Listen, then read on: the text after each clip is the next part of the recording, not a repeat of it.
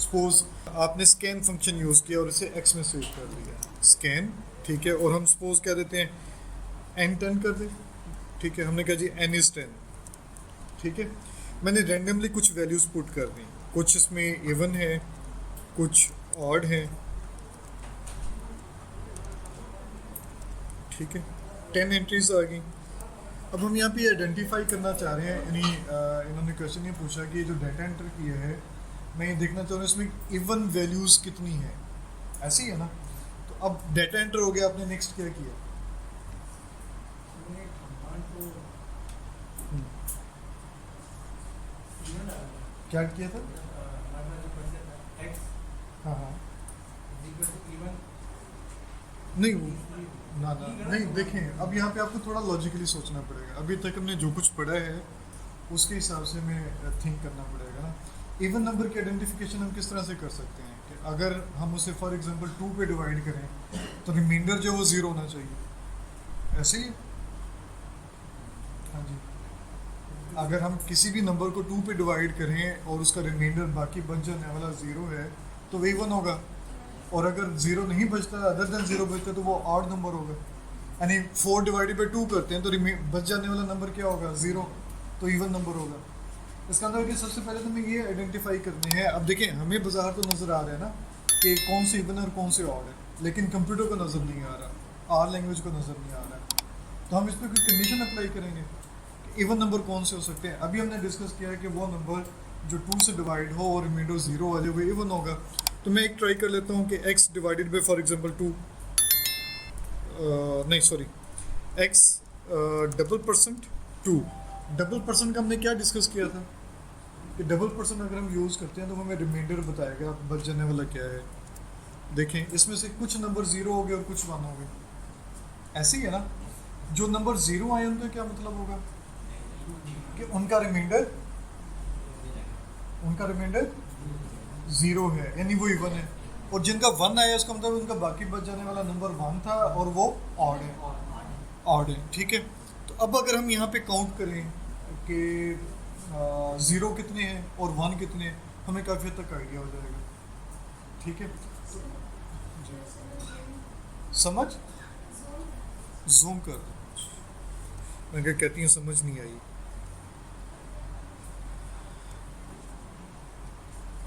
ठीक है, अब एक कमांड हम नेक्स्ट करने जा रहे हैं जो हमें इसमें कुछ हेल्प करेगी।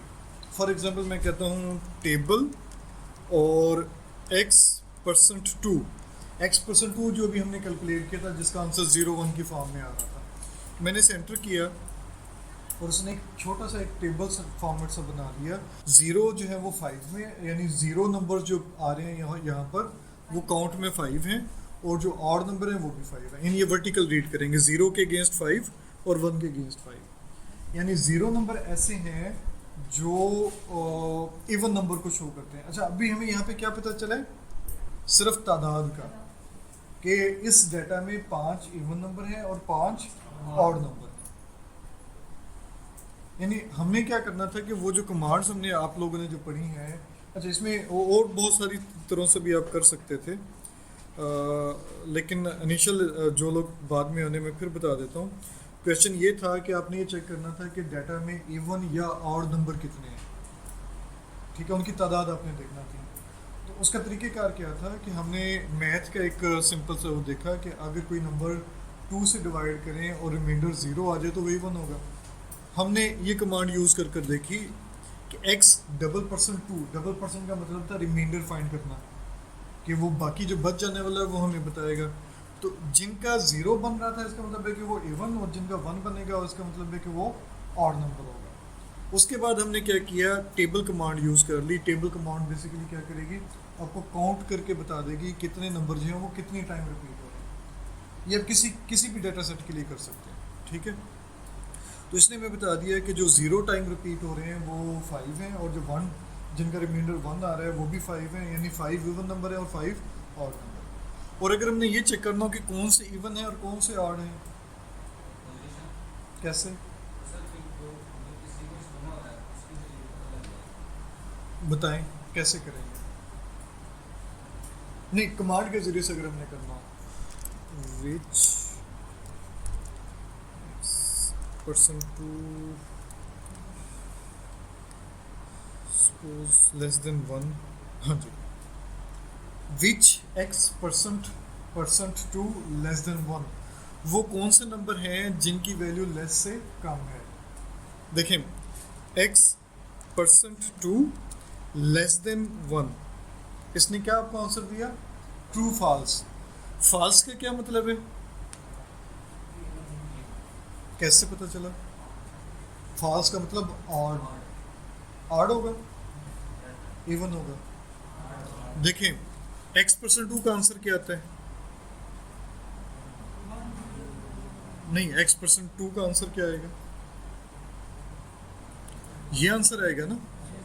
पहला नंबर क्या है, 5, 5 का रिमाइंडर 1 बचेगा, उसने में 1 बता दिया। 16 का रिमाइंडर 0 होगा, उसने 0 बता दिया। अब यानी ये वाली जो आउटपुट है ये कंपेयर हो रही है 1 से, ठीक है। अच्छा, अब यहाँ पर थोड़ा सा इशू आता है, इसे 1 is less than 1, answer true आना चाहिए, लेकिन वो लेस देन 1 तो नहीं है, 1 इज़ इक्वल टू 1 है। देखिए पहला नंबर यहाँ पे क्या है, 1, ऐसे ही है ना। ये 1 कंपेयर होगा इस 1 से, क्योंकि इसका जो आंसर आ रहा है, इस पार्ट का जो आंसर आ रहा है वो बेसिकली ये आंसर आ रहा है ना। तो फर्स्ट एलिमेंट कंपेयर होगा 1 से, 1 is less than 1, 1 is less than 1 तो नहीं है, 1 इज़ इक्वल टू 1 है, तो ये फॉल्स बन गया, ठीक है। अच्छा, अब ये डिपेंड करता है कि आप कंडीशन किस तरह से लगाते हैं। सपोज मैं ये कंडीशन कर देता हूँ ग्रेटर देन, तब भी आपके पास आंसर एक और तरह से आ गया, यानी वो जो ग्रेटर देन 1 है उनका अब ये सारे के सारे ही फॉल्स आ जाएंगे, क्योंकि अब इसमें टेक्निकल इशू फिर आ जाता है। 1 इज़ ग्रेटर देन 1 फॉल्स हो गया, और 1 इज़ ग्रेटर देन 0 तब भी फॉल्स हो गया, ये सारे के सारे फॉल्स आ जाएंगे। यानी आपने ये जो लॉजिकल कंपैरिजन करना है इसे थोड़ा सोच कर करना है। अगर मैं यहाँ पे डबल इक्वल टू पुट करता हूँ, अब देखें अब क्या हो गया, 1 इज़ इक्वल टू 1, ये किसके लिए आ गया, ऑड के लिए आ गया। 1 इज़ इक्वल टू 0 फॉल्स हो गया, ये किसके लिए आ गया, इवन के लिए। यानी इससे पहले जो हमने लेस देन यूज़ किया था उसमें ट्रू का क्या मतलब था, ऑड नंबर, और फॉल्स का क्या मतलब था, इवन नंबर। अब जो हमने यहाँ पे काम किया है डबल इक्वल टू पुट कर कर, इसमें ट्रू का मतलब क्या है, ऑड नंबर, और फॉल्स का मतलब है इवन। तो अब अपनी कंडीशन ज़रा खुद डिफाइन करनी है कि ट्रू और फॉल्स, 0 या 1 किस चीज़ को रिप्रेजेंट करेगा, ठीक है। इस चीज़ को आपने काउंट कर लेना है। अब हमने बेसिकली क्या किया, यहाँ पर ये स्पेस, इस स्पेस नहीं, ये आपकी अपनी चॉइस है। रीडेबिलिटी हमारी आसान हो जाती है अगर हम प्रॉपर स्पेस दे दें। डबल इक्वल टू के दरमियान आपने स्पेस नहीं देनी, उससे पहले और बाद में स्पेस दे रहे हैं। यानी आप x डबल परसेंट टू यहाँ नहीं, ये आपकी अपनी चॉइस है ना। अब देखिए, अब ये एक दूसरे से क्लोज हो जाएगी तो इसे रीड करना थोड़ा मुश्किल हो जाता है। अगर आप डिफरेंट वेरिएबल ऑपरेटर के दरमियान स्पेस दे देंगे वो रीड करना आसान हो जाता है।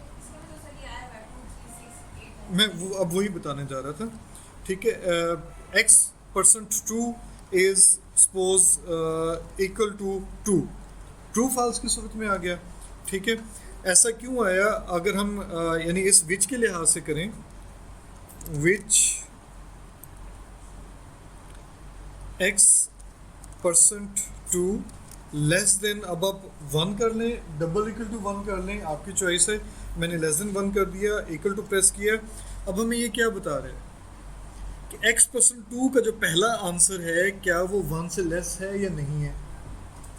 x परसेंट टू का पहला आंसर क्या था, 1, 1 इज लेस देन 1, नो, क्या हुआ, फॉल्स, ऐसी है ना। लेकिन यहाँ पे आया 2, तो अब ये जो विच फंक्शन है ये बता रहा है कि ये जो फॉल्स, ये जो स्टेशन आई है ये किस इंडेक्स पे आई है। देखें, पहला नंबर क्या था, 5, दूसरा नंबर क्या था, 16, और फिर 8। इंडेक्स नंबर 2, पहला यानी x percent to less than 1, ये कब मैच हुआ, x परसेंट टू का आंसर 1, ये क्या बना, फॉल्स बना ना इस वक्त, ऑड आ गया, ये था इवन। हम उससे ये पूछ रहे हैं कि ज़ीरो नंबर किस उस पर अकर हुआ, किस इंडेक्स पे अकर हुआ, किस डिजिट पे अकर हुआ। तो बेसिकली ये जो आपके पास 2 आ रहा है ये पोजीशन है, पोजीशन ऑफ नंबर, यानी जो आपके पास x का डाटा है उसमें सेकंड पोजीशन पे जो नंबर है वो इवन है, विच x% less than 2। Condition compare हो रही है x% 2 की और 1 की, आपस में लॉजिकल कंपैरिजन हो रहा है कि ये जहाँ पर ट्रू बनेगा, जहाँ पे ये चीज़ एग्जिस्ट करेगी वहाँ पर आपने उसका विच यानी किस इंडेक्स पर, किस पोजीशन पे वो नंबर एग्जिस्ट करता है उसका इंडेक्स शो कर देना है। दोबारा फिर इस पॉइंट को समझ लें, मैं इसे अगर for example double equal to के साथ करूं तब देखें 1 4 5 7 और 9 जी, अब इंडेक्स चेंज हो गए। क्यों चेंज हो गए? 1 इज इक्वल टू 1। अब हम यहाँ पे बात कर रहे हैं कि ऑड नंबर किस पोजीशन पे है। उसने बताया कि x% 2 इक्वल टू 1 जो है उसमें पहला जो नंबर है वो ऑड है, यानी x% 2, x रिमाइंडर 2 से जो आंसर आए वो अगर 1 आता है देन आपने उस 1 की पोजीशन बतानी है आफ्टर फाइंडिंग रिमाइंडर। ठीक है, तो उसने क्या किया, x वेक्टर में जो भी आपके पास पहला नंबर था उसका रिमाइंडर फाइंड किया, 1 आया, 1 इज इक्वल टू 1, पहला डिजिट ट्रू हो गया। विच कंडीशन, ट्रू कंडीशन पे काम कर रही है, यानी अगर ब्रैकेट के अंदर वाली स्टेटमेंट ट्रू होगी तो वो उसकी पोजीशन आपको बता देगा। x% 2 डबल इक्वल टू 1 की कंडीशन पहले ही डिजिट पे ट्रू हो रही है तो उसने क्या किया, आपको उसका इंडेक्स बता दिया कि नंबर 1 ऑब्जर्वेशन जो है वो ऑड ऑब्जर्वेशन है। ठीक है, इसी तरह से नेक्स्ट ऑब्जर्वेशन जो है आप देखें आपके पास इवन है, उससे नेक्स्ट इवन है, फिर ऑड आ गई नंबर 4 पर, x% 2 फाइंड होगा, आंसर 1 आ गया, 1 is equal to 1, condition true होगी। किस नंबर पर जाकर कंडीशन ट्रू हुई है? 4th नंबर पर जाकर कंडीशन ट्रू हुई है। यानी अब आपके पास दोनों चीज़ें आ गई। नंबर 1 चीज़ क्या थी, या तो ये है कि आप अपने गिवन डाटा में total number of even count कर लें कि इवन डिजिट कितने आए हैं। उसके लिए हमने सिंपल क्या किया, कंडीशन लगाई x% 2 लेस देन 1 और सिर्फ टेबल में पुट कर दिया, टेबल के आपको आर्गुमेंट में पुट कर दिया कि वो हमें काउंट करके बता दे कि कितनी वैल्यूज जो हैं वो ऑड है और कितनी इवन है। दूसरा क्वेश्चन हमारे जहन में आया कि हमें इवन और ऑड फाइंड नहीं करना, हमें ये देखना है कि किस पोजीशन पे इवन है और किस पोजीशन पे ऑड है। तो उस सूरत में आप विच का फंक्शन यूज़ करेंगे। अच्छा, अब यहाँ पर हमने वैसे रिमाइंडर यूज़ किया है, मैं एक और तरह से इसे फॉर एग्जांपल ट्राई करता हूँ, विच x ग्रेटर देन 5, कौन से ऐसे x हैं जो 5 से बड़े हैं। ठीक है, तो यहाँ पर आपको वो देखें बता देगा कि ये इस पोजीशन पर वो x हैं जो 5 से बड़े हैं, यानी पोजीशन नंबर 2 पर जो डिजिट है वो 5 से बड़ा है, पोजीशन नंबर 3 पर 5 से बड़ा है, 4 पर 5 से बड़ा है। ठीक है, अब आपने फॉर एग्जांपल कोई ऐसा डाटा एनालिसिस किया जिसमें आप चाहते थे कि नेगेटिव नंबर ना हो, आप आइडेंटिफाई करना चाह रहे हैं, तो यहाँ पे आप क्या कर सकते थे, विच x इज लेस देन 0। ठीक है, कि ऐसा कौन सी पोजीशन है जिस पर x जो है वो 0 से कम यानी नेगेटिव है, तो उसने आपको 0 आंसर दे दिया कि आपके पास कोई भी ऐसा डाटा नहीं है जिसमें नेगेटिव नंबर हो। फॉर एग्जांपल मैं यहाँ पे एक काम करता हूँ, आर नाम से random number from normal distribution. R norm का मतलब है random number from normal distribution. यहाँ पर अगर आप 10 लिखेंगे तो इसका मतलब यह है कि 10 रैंडम नंबर जनरेट हो जाएंगे, और अगर आप यहाँ पे लिखते हैं m is equal to for example 1, तो इसका मतलब होगा कि वो जो रैंडम नंबर आप जनरेट करना चाह रहे हैं उसका मीन 1 होगा, और मेरे ख्याल s आर्गूमेंट है कि अगर आप s देते हैं तो ये उसका स्टैंडर्ड डिवीजन होगा। ठीक है, अब इसने बेसिकली क्या किया, ऐसे रैंडम नंबर जनरेट किए, ऐसी डिस्ट्रीब्यूशन से रैंडम नंबर जनरेट हुआ जिसमें मीन 1 और स्टैंडर्ड डिवीजन जो है वो 5 था, और उसने आपको 10 नंबर जनरेट कर दिए। अब मैं देखना चाह रहा हूँ इनमें से नेगेटिव कौन किस किस पोजीशन पर है। ठीक है, तो विच चलें हम इसे ना x में सेव कर लेते हैं अपनी आसानी के लिए, x लेस देन नेगेटिव, यानी x वेरिएबल बना लिया हमने, x वेरिएबल हमारे पास बन गया, विच x लेस देन 0। तो देखिए उसने आपको बता दिया कि ये वो नंबर्स हैं जो 0 से लेस हैं, यानी नेगेटिव नंबर। पहला नंबर भी नेगेटिव है। अच्छा अब ये देखेंगे ये कमांड आप जब भी रन करेंगे ना आर नाम वाली, हमेशा नंबर चेंज हो जाएंगे। पहले और नंबर था, अब और नंबर है।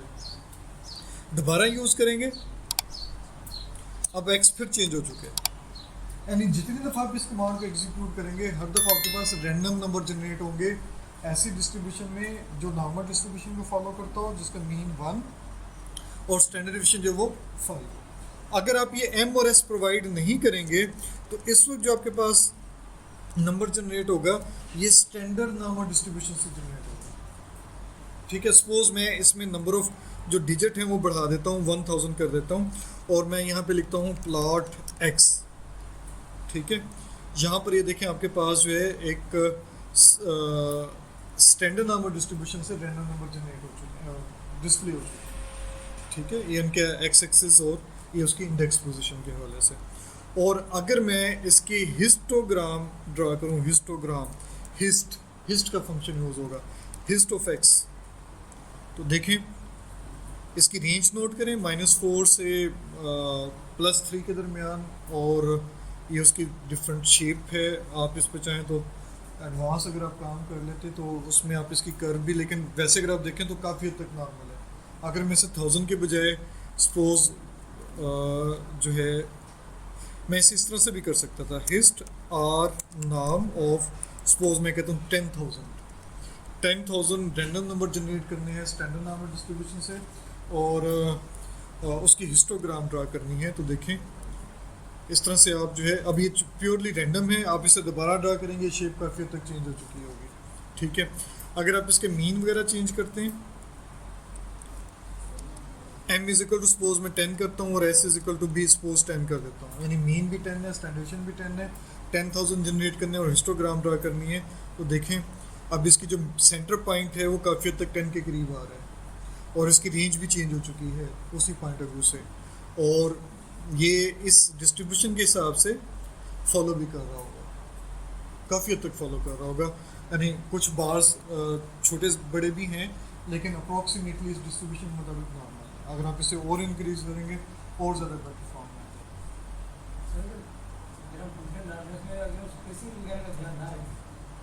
नहीं देखें स्पेसिंग जो चीज़ें ऑपरेटर्स वगैरह में है, फंक्शंस में है, उनमें अगर आप एक्स्ट्रा स्पेस डालेंगे फिर प्रॉब्लम आएगी। ये मैंने आपको करके भी दिखाया था, एक जो लेस देन और नेगेटिव साइन वाला है इशू, उसमें मैंने आपको करके भी बताया था कि लॉजिकल कंपैरिजन हो जाएगा और नेगेटिव साइन उसके साथ यूज़ हो जाएगा राइट साइड पर।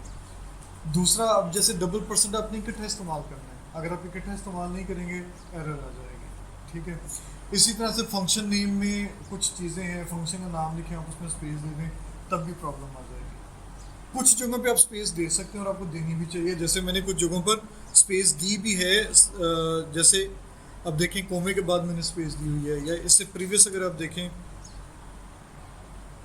मैंने यहाँ पर भी स्पेस यूज़ की हुई है, डबल इक्वल टू के साइन से पहले भी और बाद में भी, डबल परसेंटेज के साइन से पहले भी और बाद में भी, इस तरह की स्पेसेस आपको देनी चाहिए, रीडेबिलिटी आसान हो जाती है। हाँ, अब आप डबल इक्वल साइन में स्पेस नहीं, इन दोनों में स्पेस नहीं दे सकते क्योंकि इन दोनों के मीनिंग डिफाइन नहीं है, लेकिन दोनों अगर आप इकट्ठा लिखेंगे तो डिफाइन है, स्पेस दे के लिखेंगे तो वो डिफाइन नहीं है। इसी तरह से डबल परसेंटेज भी ऐसे ही है। ठीक है, कि डबल परसेंटेज आपने इकट्ठी ही लिखनी है। तो जो ऐसी चीज़ें हैं जिनका इकट्ठा लिखना ज़रूरी है वो तो आपने ज़रूर लाजमी तौर पर इकट्ठी ही लिखनी है, स्पेस नहीं देनी, अदरवाइज आप स्पेस दे सकते हैं। अभी हमने एक एक्स जनरेट किया हुआ है, ये 10,000 रैंडम नॉर्मल नंबर्स हैं। ठीक है, जो कि पर्टिकुलर मीन और स्टैंडर्ड डिवीजन से ड्रा किए हुए हैं। तो मैं एक फंक्शन यहाँ पे यूज़ करता हूँ समरी, और इसमें मैं इस एक्स को पुट कर देता हूँ समरी और एंटर करता हूँ। ये बेसिकली डिस्क्रिप्टिव स्टैटिस्टिक्स आपके पास आ गई है, जिसमें मिनिमम वैल्यू है डाटा की आपके पास, फर्स्ट क्वार्टाइल की वैल्यू है 25%, जो ऑब्जर्वेशन है उनकी वैल्यू है, मीडियन है, मीन है, थर्ड क्वार्टाइल है और मैक्सिमम। ठीक है, यानी इसमें जो बेसिक स्टैटिस्टिक्स है वो आपको सारी ही दी हुई है। ठीक है, और कुछ हद तक आप इसे 5 समरी स्टैटिस्टिक्स भी कह सकते हैं। 5 समरी स्टैटिस्टिक्स में आपको मिनिमम चाहिए, फर्स्ट क्वार्टाइल चाहिए, सेकंड क्वार्टाइल यानी मीडियन चाहिए, थर्ड क्वार्टाइल और मैक्सिमम वैल्यू चाहिए। इसमें एक जो एक्स्ट्रा चीज़ है वो आपके पास मीन आ रहा है, यानी आप वैसे अगर आप इसे कहना चाहें तो ये आपके पास 6 समरी स्टेटसेस है, लेकिन एक पॉपुलर टर्म यूज़ होती है 5 समरी स्टेटसेस। 5 समरी स्टेटसेस में आपके पास minimum value, first quartile, second quartile, third quartile और मैक्सिमम वैल्यू, ये पांचों चीज़ें आपकी। और ये पांचों चीज़ें जो है बॉक्स प्लॉट ड्रा करने में भी यूज़ होती है। एनी हो, इसी तरह से हमने डिस्कस किया था, आप इस डाटा का मीन फाइंड कर सकते हैं, आप इसका स्टैंडर्ड डिवीजन फाइंड कर सकते हैं, आप इसका वेरिएंस फाइंड कर सकते हैं। और अगर आप नोट करें तो हमने मेरे ख्याल जो एक्स जनरेट किया था वो स्टैंडर्ड नॉर्मल जनरेट किया था ना, या मीन डिफाइन किए थे हमने।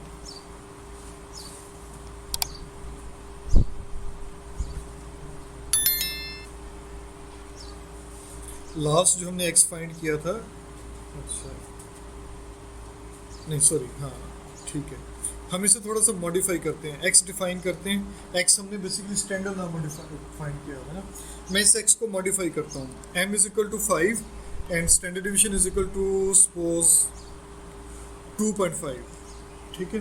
और अब हम समरी फाइंड करते हैं, समरी ऑफ एक्स। देखिए मीन वैल्यू आपके पास क्या आ रही है, 5.12, 5 के करीब है। और अगर हम इसका स्टैंडर्ड डिवीजन फाइंड करते हैं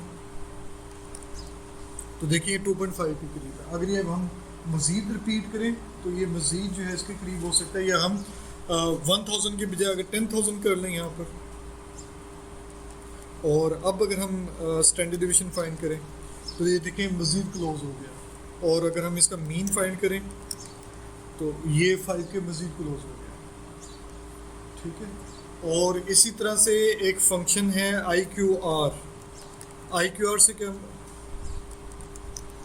IQR इंटर क्वार्टाइल रेंज, यानी Q3 माइनस Q1, आप वो भी फाइंड कर सकते हैं। समरी ऑफ एक्स, Q3 की वैल्यू माइनस Q1 की वैल्यू, ये इंटर क्वार्टाइल रेंज कहलाता है। तो ये बेसिक से डिस्क्रिप्टिव फंक्शन है जो आप बड़ी आसानी से, इसके अलावा भी और बहुत सारे फंक्शन हैं, वो आप जब नेट से सर्च करें तो आपको आइडिया हो जाएगा। जैसे यहाँ पे मैं लेता हूँ क्वांटाइल्स, ठीक है, क्वांटाइल्स ऑफ एक्स, 0% पे क्वांटाइल, 25%, यानी ये Q1 है आपके पास, ये आपके पास 50% यानी Q2 मीडियन, ये आपके पास 75% क्वार्टाइल, और ये आपके पास 100% परसेंटेज इंफॉर्मेशन पे जो चीज़ें एग्जिस्ट करती हैं।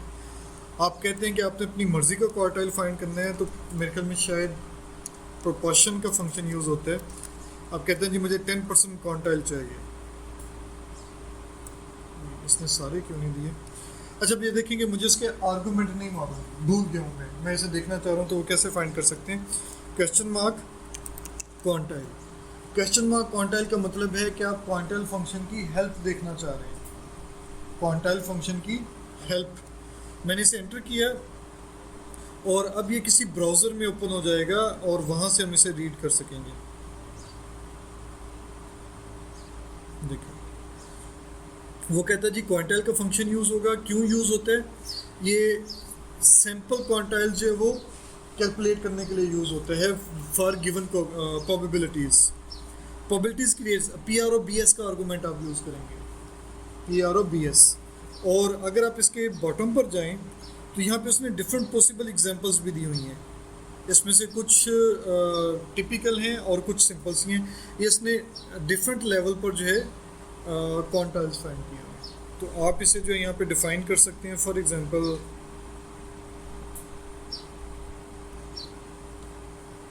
हम कहते हैं quantile probs is equal to 0.1, ये 10% पर पॉइंट में आपने इसे देना है, 10% क्वांटाइल कैलकुलेट हो गया, यानी आप इसे अगर कहें तो ये D1 डिसाइल कैलकुलेट हो गया। अगर आप यहाँ पे 20 चाहते हैं कि आपको 20% भी मिल जाए तो 0.2, अब D1 और D2 दोनों आ गए आपके पास, यानी डिसाइल 1 और डिसाइल 2, ये परसेंटाइल 10 और परसेंटाइल 20, या आप इसे क्वार्टाइल 10 और क्वार्टाइल 20 भी कह सकते हैं, लेकिन टेक्निकली ये डिसाइल 1 और 2 बनेगा और परसेंटाइल 10 और 20 बनेगा। तो आप डिफरेंट जो प्रोबेबिलिटीज़ हैं वो डिफाइन कर सकते हैं। फॉर एग्जांपल 0.33, 0.75, 0.85 जो भी आपके रिक्वायर्ड्स हैं उनके मुताबिक आपको कैलकुलेट करके देंगे। फंक्शन कौन सा है? क्वांटाइल। ब्रैकेट में आप वेक्टर देंगे और प्रोबेबिलिटीज़ में पॉइंट्स की फॉर्म में आप डिफरेंट प्रोबेबिलिटीज़ डिफाइन करते हैं, तो क्वांटाइल भी आपके पास कैलकुलेट हो जाएंगे। अब वो आप उसे परसेंटाइल फॉर्म में लें, डिसाइल में लें, या आप उसका मीडियन के तौर पर लें या फिर क्वार्टर्स के तौर पर लें।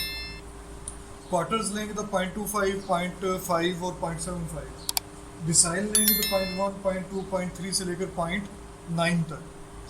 परसेंटाइल में लेंगे तो वो जो भी परसेंटेज आपने लेनी है पॉइंट्स में, वो सामने 13% लेना तो 0.13 लिख देंगे आप, तो 13% परसेंटाइल आपको मिलता है। इस तरह से और भी बहुत सारे फंक्शंस हैं जो डिस्क्रिप्टिव फंक्शन हैं जो आपके यूज़ हो सकते हैं बड़ी आसानी से। वो आप डिस्क्रिप्टिव कैलकुलेशन के लिए आसानी से यूज़ कर सकते हैं। कुछ ऐसे डिस्क्रिप्टिव फंक्शन है जो डायरेक्टली यहाँ पे इस वक्त यूज़ नहीं हो सकते, उसके लिए आपको पैकेज इंस्टॉल करना पड़ेगा। अभी हमें आइडिया नहीं है कि पैकेज होता क्या है और इंस्टॉल कैसे होगा, वो इंशाल्लाह हम ट्राई करेंगे नेक्स्ट वीक।